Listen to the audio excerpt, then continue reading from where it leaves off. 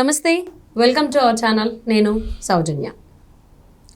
ఏపీలో ఎలక్షన్కి సంబంధించి ఏదైతే లిస్ట్ ఉంటుందో అభ్యర్థుల లిస్టు, దానికి సంబంధించి వైసీపీది అయితే క్లియర్గా ఉంది. బయటకు కూడా అందరికీ తెలుసు అనే చెప్తున్నారు, చూస్తున్నాం కూడా. కానీ జనసేన టీడీపీది లిస్ట్ మాత్రం ఇంకా రాలేదు.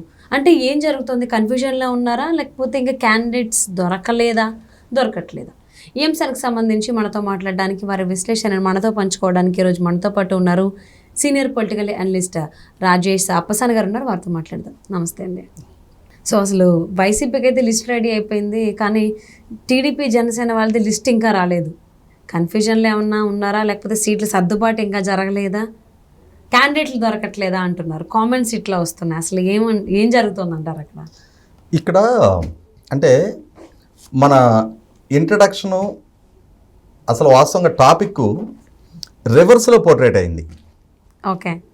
జగన్మోహన్ రెడ్డి గారు 175 మందికి సంబంధించిన అభ్యర్థిత్వాలు ఇంకా ఖరారు చేయాలి. ప్రస్తుతం ఆయన దగ్గర నుంచి వెలువడింది 38 మందికి సంబంధించి. ఈ 38 మందిని సెలెక్ట్ చేసే ప్రాసెస్లోనే ఆ పార్టీలో ఎదురవుతున్న రణగొణ ధ్వనులు, అసమ్మతి స్వరాలు, ఆయన ప్యాలెస్కి దండాలు పెడుతున్నాళ్ళు, రాజీనామా చేసి వెళ్తున్నాళ్ళు. మనం గమనించుకుంటే ప్రజారాజ్యం పార్టీ నుంచి బయటకు వెళ్తూ పరకాల ప్రభాకర్ గారు ఒక ఘాటు వ్యాఖ్య చేశారు. ఇది రాజకీయ విషవృక్షం అని చెప్పని ఆ పార్టీ కార్యాలయంలోనే ప్రెస్ మీట్ పెట్టి వెనక్కి ఇట్లా ఆ పార్టీ వంక చూపించి చెప్పడం జరిగింది. అట్లాగే ఇవాళ నీకు దండం ఆయన అని చెప్పని నిన్నటి వరకు అత్యంత లాయల్టీ ప్రదర్శించిన కాపు రామచంద్రారెడ్డి జగన్మోహన్ రెడ్డి గారు ఇంటి వైపు తిరిగి దండాలు పెట్టి వెళ్ళిపోయాడు. ఆళ్ళ రామకృష్ణారెడ్డి ఆయన ఎమ్మెల్యేకి పార్టీకి రాజీనామా చేసి బయటకు వెళ్ళడం జరిగింది. ఇవాళ జొన్నలగడ్డ పద్మావతి గారు దళితులకి హక్కులు ఉండవా, ఆత్మవిశ్వాసం ఉండకూడదా, కాళ్ళు బుచ్చుకు బతకాలా అని చెప్పని ఆమె ఈరోజు ఆమె సోషల్ మీడియాలో పెట్టిన వీడియో వైరల్ అవుతుంది. చిత్తూరు జిల్లా పూతలపట్టు ఎమ్మెల్యే ఎంఎస్ బాబు గారు ఆయన దళితులకి వైసీపీ పార్టీలో గౌరవం లేదు అని చెప్పని ప్రెస్ మీట్ పెట్టడం జరిగింది. అంటే ఇక్కడ జగన్మోహన్ రెడ్డి గారు సృష్టించుకున్న సంక్షోభం ఇప్పటికీ ఆ వేవ్స్ ఇంకా అట్లా వస్తానే ఉన్నాయి. అవే ఇంకా సద్దుమణగల. అంటే 175లో 1/5 ఆయన ఇప్పటికి ప్రతిపాదించింది. ఇంకా ఆల్మోస్ట్ ఇంకొక 80% అభ్యర్థులు ఖరారు చేయాల్సి ఉంది. అదే సందర్భంలో మీరు ప్రస్తావించిన తెలుగుదేశం, జనసేన వీళ్ళ పరిస్థితి ఏంటి? ఒకటి వాస్తవం, ఆయన ఒక 20%కైనా సరే ఆయన కసరత్తు మొదలుపెట్టారు. వీళ్ళ కసరత్తు ఇంటర్నల్గా జరుగుతుంది. ఇప్పుడు ఎన్నికలు సమీపిస్తున్నాయి, 2 పార్టీలు కలిపి సైజ్యతో వెళ్ళాలని చెప్పి నిర్ణయించుకున్నారు. క్యాడర్కి అప్పుడే తెలియకపోవచ్చు, కానీ 2 పార్టీలు ఆ సఖ్యతతో వెళ్ళాలని ఒక నిర్ణయానికి వచ్చే నిమిషానే ఎవరి బలం ఏంటి, ఎవరు ఎన్ని నియోజకవర్గాల్లో పోటీ చేయాలి, ఎవరెవరు ఏ నియోజకవర్గాల్లో పోటీ చేయాలి, ఎవరెవరిని ఎక్కడ పోటీకి పెట్టాలనేది ఆ 2 కూటముల మధ్య ఒక మ్యూచువల్ కన్సెంట్ తోటే వ్యవహారం నడుస్తుంది. వాళ్ళు అధినాయకత్వాలు ఒక నిర్ణయానికి వచ్చేసి ఉంటాయి. కాకపోతే ఏమవుతుంది, చివరి నిమిషం వరకు కొన్ని నియోజకవర్గాల్లో కొన్ని ప్రతిపాదనలు మారుతూ ఉంటాయి. ఆ బేసిక్ ఎక్సర్సైజు ఏ రాజకీయ పార్టీ అయినా పూర్తి చేసుకుంటుంది. ఈ మధ్యకాలంలోనే మనం గత వారం 10 రోజుల క్రితం విన్నాం కదా, జనసేన పార్టీ కేంద్ర కార్యాలయంలో పవన్ కళ్యాణ్ గారు అభ్యర్థుల్ని ఎవరిని పోటీకి పెట్టాలనే అంశం మీద తీవ్ర కసరత్తు చేస్తున్నారు అని చెప్పని వార్తలు రావడం జరిగింది. అదే సందర్భంలో చంద్రబాబు నాయుడు గారు కూడా ఇప్పటికీ చాలా నియోజకవర్గాల్లో ఇన్ఛార్జీలను ప్రకటించున్నారు. ఆయన ఇప్పటికే చాలా నియోజకవర్గాల్లో ఇన్ఛార్జీల ప్రకటన అయిపోయింది. ఆయనకి ఇంకా కొద్ది నియోజకవర్గాల ప్రస్తావనే ఉంది. ఆ కొద్ది నియోజకవర్గాల్లో జనసేన కూటమికి జనసేనకి ఎన్ని సీట్లు ఇవ్వాలి, అది కీలకం కదా. వాళ్ళది కూడా పోయిన తర్వాత ఇంకా మహా అయితే ఒక 10 సీట్లు 15 సీట్ల కన్నా తెలుగుదేశం వైపు నుంచి పెండింగ్ ఉండదు. ఆల్రెడీ ఇన్ఛార్జీలు ప్రకటన అయిపోయింది తెలుగుదేశం పార్టీకి. వాళ్లే అభ్యర్థులుగా ఖరారు అయిపోతారు రేపటి రోజున. కొన్ని చోట్ల మార్పు చేర్పులు ఉంటాయి, చివరి నిమిషం వరకు కొన్ని చోట్ల మార్పు చేర్పులు ఉంటాయి. అదే సందర్భంలో ఇప్పుడు కొంతమంది అధికార పార్టీ వైపు నుంచి ఇటువైపు ఫిరాయించుతున్న వాళ్ళు ఉన్నారు. వాళ్ళల్లో కొంచెం మెరుగైన వాళ్ళు ఎవరైనా ఉంటే, అంటే వాళ్ళకి అవకాశం ఇవ్వదగ్గ వ్యక్తులుగా పరిగణిస్తే, వ్యక్తిత్వ పరంగా ప్రజామోద పరంగా రేపు పార్టీకి మైలేజ్ తీసుకురాగలిగే వ్యక్తులుగా ఎవరైనా పరిగణిస్తే అటువంటి వారికి కూడా ఛాన్స్ ఇవ్వచ్చు. ఈ ఛాన్సెస్ కూడా ఉంటాయి. కాబట్టి ఖచ్చితంగా ఈ నెలాఖరు నాటికి ఒక క్లారిటీ వస్తుంది. రెండు రాజకీయ పార్టీల మధ్య ఉమ్మడి మేనిఫెస్టో తీసుకుని చర్చలు జరుగుతున్నాయి. ఉమ్మడి మేనిఫెస్టో రూపకల్పనకి ఆల్రెడీ ఇప్పటికే కమిటీలు కాన్స్టిట్యూట్ చేసుకున్నారు రెండు పార్టీల వైపు నుంచి. ఆ కాన్స్టిట్యూట్ చేసుకొని దాని మీద తీవ్రంగా ఎక్సర్సైజ్ జరుగుతూ ఉంది. ఇప్పటికే రాష్ట్ర స్థాయిలో దాని మీద చర్చ జరుగుంది రెండు పార్టీల నాయకత్వాల మధ్య. అదే సందర్భంలో ఓ పక్క చంద్రబాబు నాయుడు గారు పూర్తి స్థాయిలో ఆయన ప్రచార కార్యక్రమం మొదలుపెట్టేశారు. 25 పార్లమెంటు నియోజకవర్గాల్లో సభల నిర్వహణ రీత్యా ఆయన ప్రోగ్రామింగ్ జరుగుతోంది. ఇప్పటికీ 3 పార్లమెంటు నియోజకవర్గాల్లో నిన్నటికే సభలు పూర్తయిపోయినాయి. ఒంగోలు, విజయవాడ, అట్లాగే నరసాపురం పార్లమెంట్ నియోజకవర్గాల పరిధిలో కనిగిరి, తర్వాత తిరువూరు, ఆచంట అసెంబ్లీ నియోజకవర్గాల్లో ఇప్పటికే ఆయన ప్రచార సభలో లక్షల మందితోటి పూర్తయిపోయి ఉన్నాయి. లోకేష్ కూడా తన నియోజకవర్గంలో పర్యటిస్తూ ఉన్నాడు.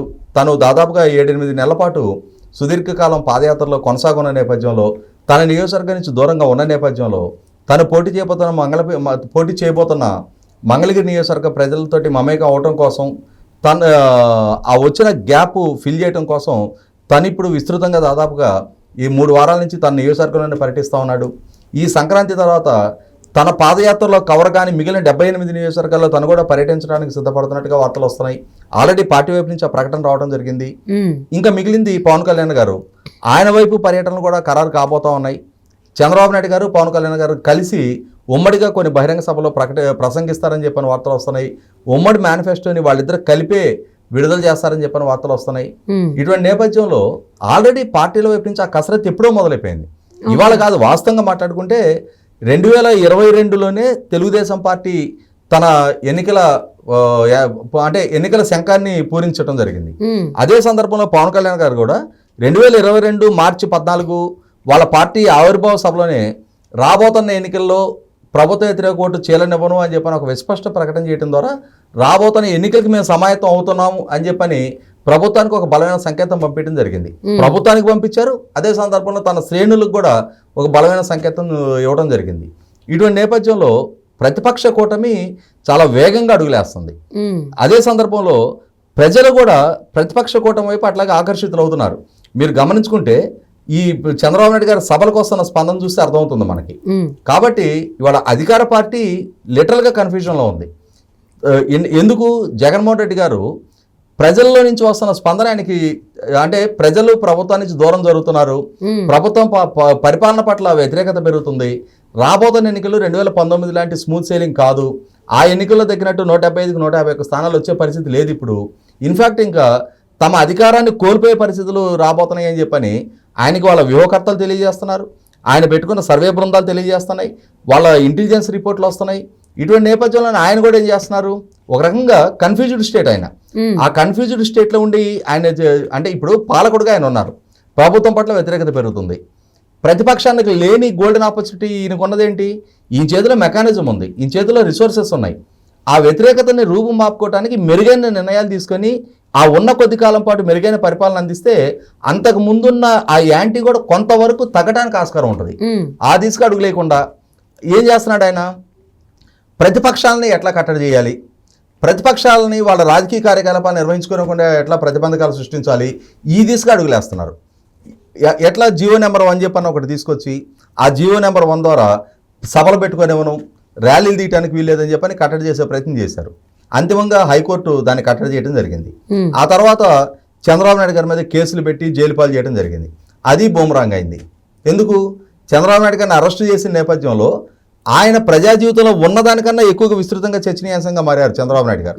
ప్రజల్లో సానుభూతి పెరిగింది, ప్రభుత్వం పట్ల వ్యతిరేకత పెరిగింది. ఈలోగా ప్రభుత్వానికి వ్యతిరేకంగా చిన్న చితకా ఉద్యోగులు, అంటే మనం సమాజంలో చిన్న చిన్న చిరుద్యోగులు, అంగన్వాడీ సిబ్బంది, ఆశా వర్కర్లు, మున్సిపల్ పారిశుద్ధ్య కార్మికులు, సర్వశిక్ష అభియాన్ ఉద్యోగులు, ఇట్లా చిరుద్యోగులు, రెవెన్యూ డిపార్ట్మెంట్లో వీఆర్ఏలు, అంటే ఆ పర్టికులర్ స్ట్రీమ్లో బాటమ్ లైన్లో పనిచేసే చిరుద్యోగులు ఎవరైతే ఉన్నారో ఇవాళ 104, 108 సిబ్బంది కూడా మేము ప్రభుత్వానికి వ్యతిరేకంగా సమ్మెకి వెళ్తామని చెప్పని నోటీసులు ఇస్తామని చెప్పని చెప్తా ఉన్నారు.